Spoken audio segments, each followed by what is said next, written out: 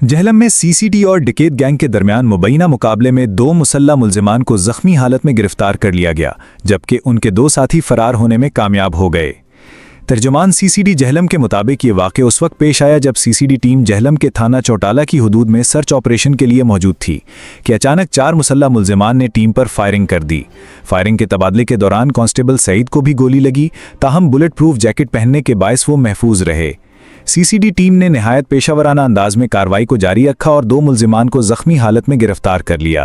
गिरफ्तार मुल्जिमान की शनाख्त मोहसिन रजा और नज़ाकत हयात उर्फ राजा मुन्ना के तौर पर हुई है। गिरफ्तार मुल्जिमान को इलाज के लिए फौरी तौर पर डिस्ट्रिक्ट हेडक्वार्टर अस्पताल जहलम मुंतकिल कर दिया गया। वाक़े के बाद मुल्जिमान के 2 साथी फरार होने में कामयाब हो गए, जिनकी शनाख्त हुमायून फरहत इकबाल और एजाज मुसद्दिक उर्फ चुम्मी के नामों से हुई है। गिरफ्तार मुल्जिमान के कब्जे से असलहा और डकैती वारदातों में इस्तेमाल होने वाली मोटरसाइकिल बरामद कर ली गई। मुल्जिमान पुलिस को डकैती के मुतअद्दिद मुकद्दमात में मतलूब थे। तर्जुमान सीसीडी का मजीद कहना है कि फरार होने वाले मुल्जिमान की गिरफ्तारी के लिए इलाके में सर्च ऑपरेशन जारी है।